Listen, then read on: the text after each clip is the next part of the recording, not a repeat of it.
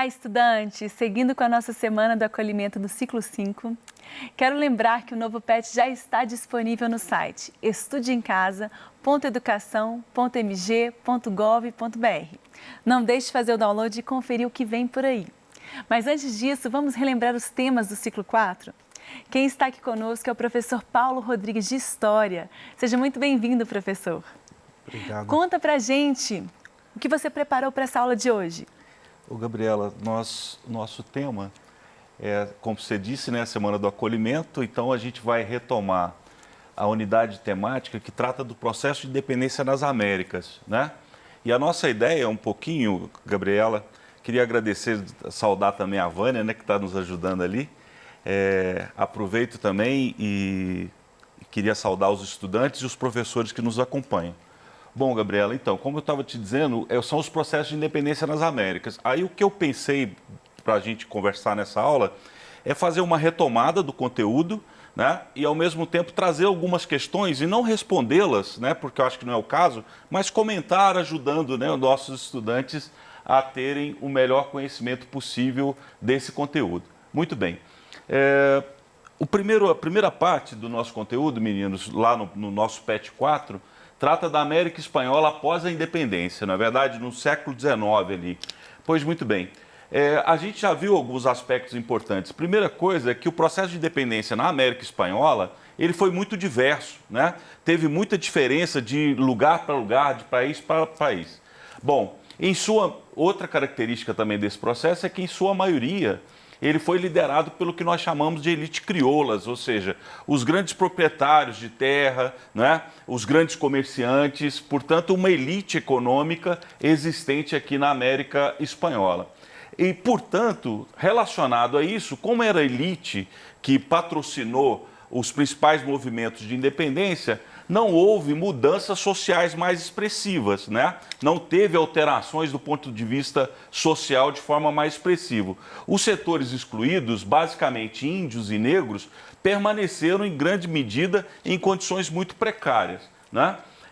Um outro elemento também trazido no nosso PET é o papel que os Estados Unidos passa a desempenhar, né, no início do século XIX, que ficou muito marcado pelo que se conhece como doutrina Monroe, que, por sua vez, ficou marcado também pela frase do presidente dos Estados Unidos à época, a América para os americanos, né? O que ele queria dizer, em grande medida, é que evitar qualquer ingerência de qualquer país europeu sobre o território americano, né? Mas tem gente, Gabriela, que fala que a América para os americanos, ele queria dizer América para os norte-americanos. Para os norte-americanos, Então havia esse duplo sentido, né? Mas, enfim, foi um movimento importante. A gente deve lembrar, inclusive, que os Estados Unidos é o primeiro país a reconhecer, inclusive, a independência brasileira, no Brasil, né, 1824. Então, ele já começa realmente a ter um papel de liderança no cenário americano. Muito bem. E aí, nesse sentido, vêm as primeiras perguntas, né? É bastante interessante que o PET, Gabriela, ele traz aquela ideia de... muitos estudantes não sabem, mas o campeonato de futebol Libertadores da América é uma homenagem às lideranças do processo de independência na América, né? Tanto na espanhola quanto na portuguesa. Então, eles dizem assim, a pergunta é: na história dos países sul-americanos, quais idealistas são considerados libertadores da América? E qual processo de revolução política e social eles lideraram? Bom, eles lideraram a independência, né, que foi um movimento muito rico, conforme a gente disse, né? E os principais líderes desse processo, principalmente na América do Sul, podemos citar Simão Bolívar e San Martín. Eu acho que são os dois grandes personagens, né, dessa libertação. Mas existem outros, e uma coisa muito interessante, pessoal, de se lembrar que, às vezes, no momento próprio da independência, eles não eram considerados como heróis. Muitos deles foram mortos, às vezes presos, né? Mas no decorrer da própria constituição desses países, como países independentes, eles foram se transformando em heróis até para fazer uma narrativa sobre esses países. É um processo muito interessante, uma boa pergunta, inclusive. Bom, O que foi a doutrina Monroe, a gente acabou de dizer, né? É uma doutrina dos Estados Unidos já manifestando a influência que ele gostaria de ter sobre as Américas, né? Há uma discussão sobre a questão de Cuba e Porto Rico, se efetivamente eles se emancipam a partir do século XIX, e a resposta ali, para quem leu, para quem pesquisou, é que não, né, pessoal? Apesar que Cuba e Porto Rico se libertaram do domínio espanhol, eles permaneceram muito fortemente ligados aos Estados Unidos da América, né? Cuba, aliás, vai ser protagonista de uma grande revolução, mas aí já em outro período, né, no século XX, uma outra oportunidade a gente fala sobre isso. E uma última pergunta é se a elite crioula tinha interesse em promover a libertação dos escravos. Ora, em sua maioria não tinha, né? Conforme nós dissemos, grande parte da elite crioula era propriedade de terras e de escravos. Portanto, não havia interesse por parte dessas lideranças de promover a libertação dos escravos. Muito bem. Aqui, Gabriela, eu gostaria da sua opinião, da sua contribuição. Olha a pergunta que eles nos trazem. É uma pergunta de opinião, né? Se a independência, na nossa visão, representou a liberdade para todos na América. E se tal realidade estaria de acordo com as ideias iluministas. E aí, o que você acha desse processo? Bom, professor, analisando meu conhecimento, me corrija se eu estiver errada, ideias iluministas, passando aí da época em que havia uma monarquia absolutista na Europa, né, em razão das revoluções francesas, surgiu toda aquela discussão e a busca por direitos de liberdade, que foi até instaurada pela classe burguesa, que queria aqueles direitos de propriedade, né? Começou a exigir a liberdade, surge aquela noção do Estado de Direito, Estado que é limitado, né, pelo direito, ou seja, a atuação do monarca já não tem mais poderes absolutos, o Estado tem que seguir o que está na lei. Seguindo o que está na lei, garantindo os direitos dos cidadãos. E aí, professor, essa pergunta me gera realmente na verdade, um pensamento diferente. Acho que você vai concordar comigo. Direito para o cidadão, mas tinha algumas classes que não tinham muitos direitos. Ah, verdade, verdade. Eu acho que essa problematização que você traz é perfeita, Gabriela. Primeiro, de fato, essa ideia do Estado Democrático de Direito, ele tem essa origem mesmo, né? Revolução Francesa, pensadores iluministas, a ideia de você ter uma Constituição, né, que regule aquele Estado, que garanta os direitos dos seus cidadãos, é verdade.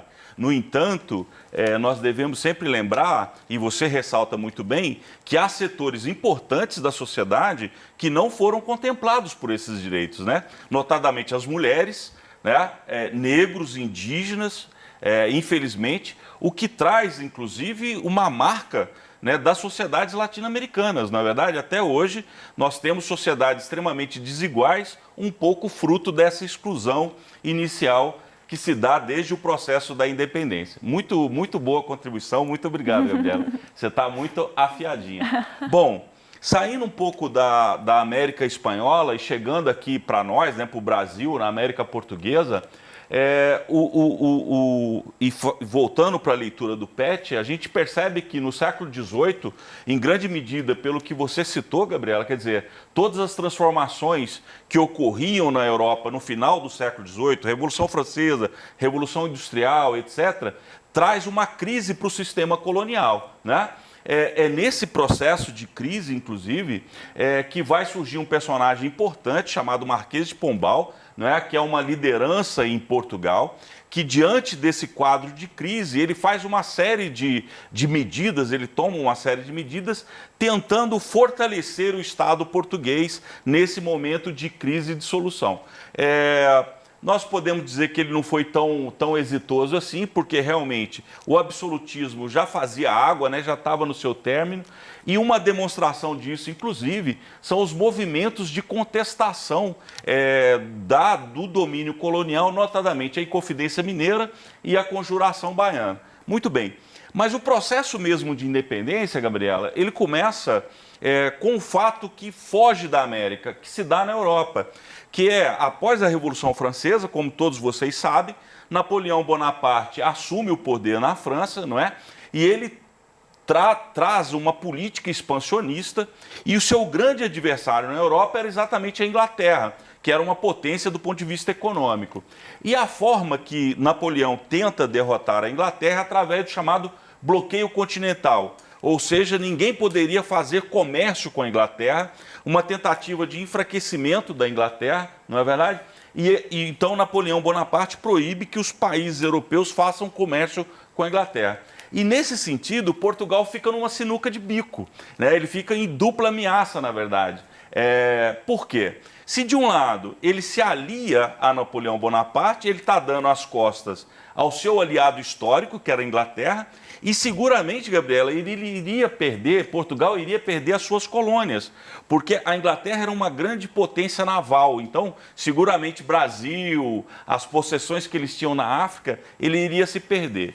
De outro lado, se Portugal se alia à Inglaterra e dá as costas a Napoleão, ele teria provavelmente, aliás, como de fato aconteceu, o seu país invadido pelas tropas napoleônicas.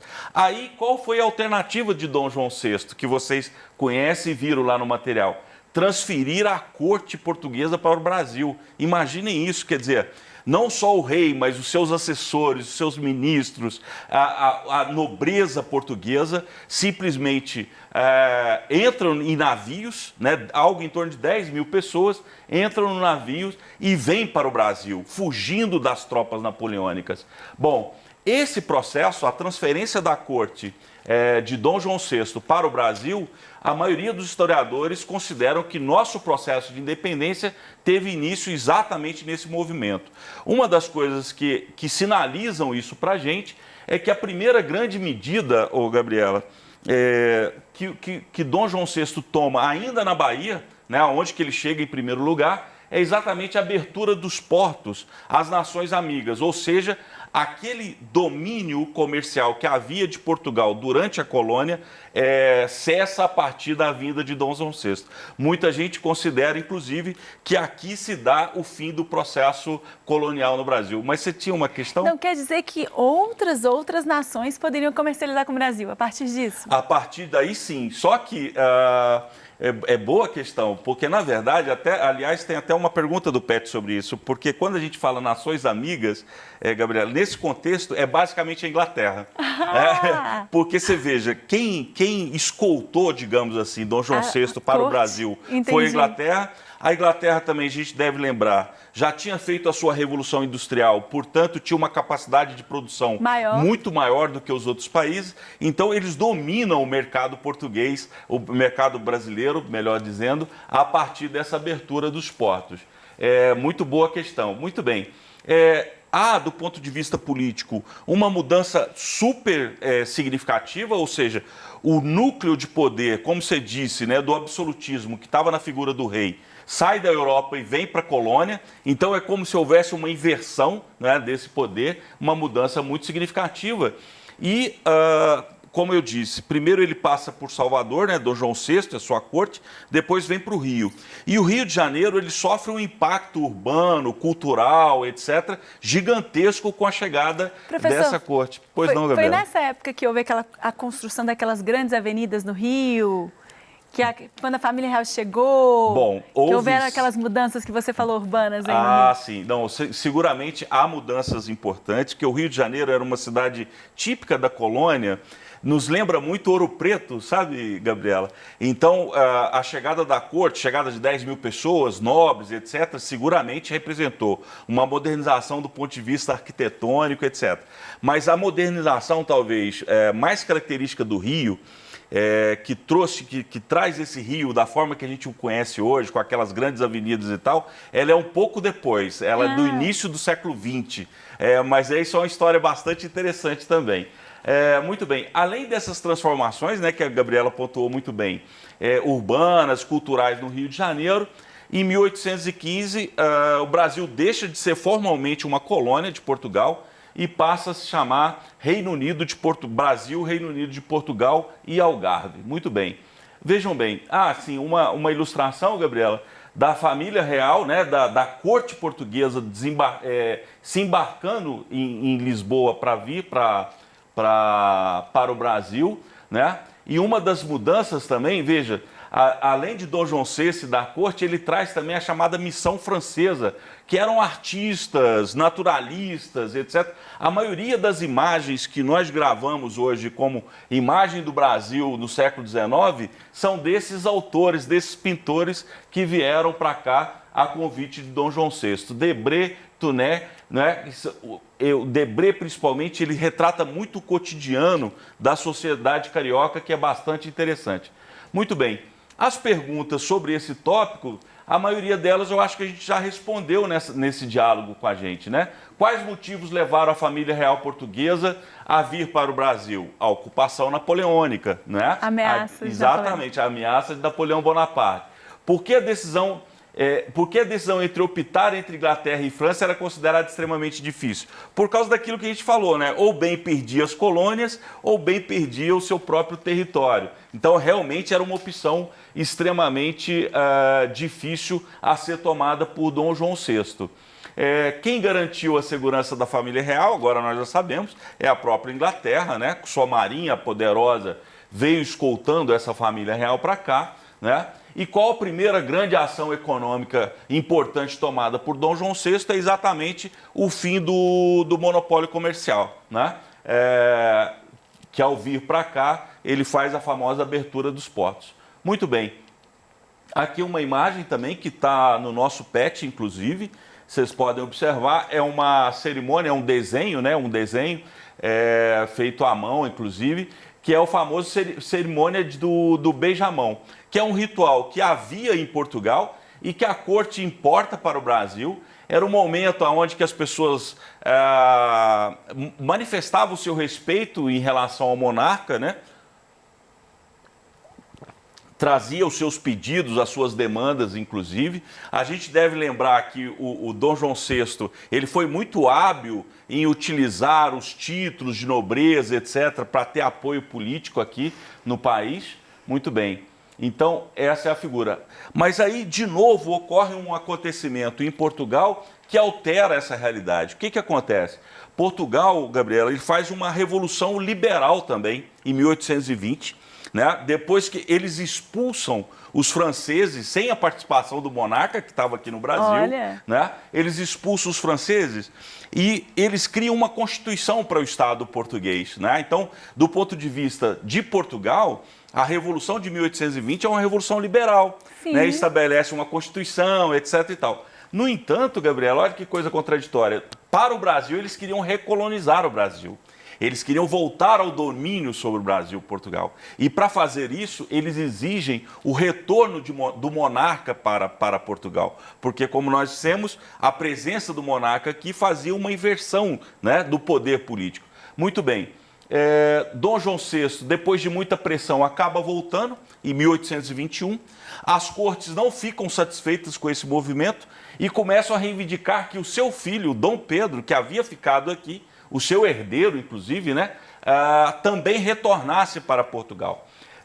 E aí os conflitos cada vez se intensificam mais, né, entre o regente, entre Dom Pedro e as elites que se aproximam deles, também chamado Partido Brasileiro. Grandes fazendeiros, grandes comerciantes, etc., se aproximam de Dom Pedro e entram cada vez mais em conflito com as cortes portuguesas. Até que esse conflito, conforme todos vocês sabem, culminam com a famosa e decisiva proclamação da República em 7 de setembro de 1822. Nós devemos lembrar que a independência não é esse ato puro e simples, heróico, né, de levantar e fazer o grito da independência, muito antes, pelo contrário, conforme a gente explicou, desde o século XVIII, né, esse processo de emancipação vem numa construção. Muito bem.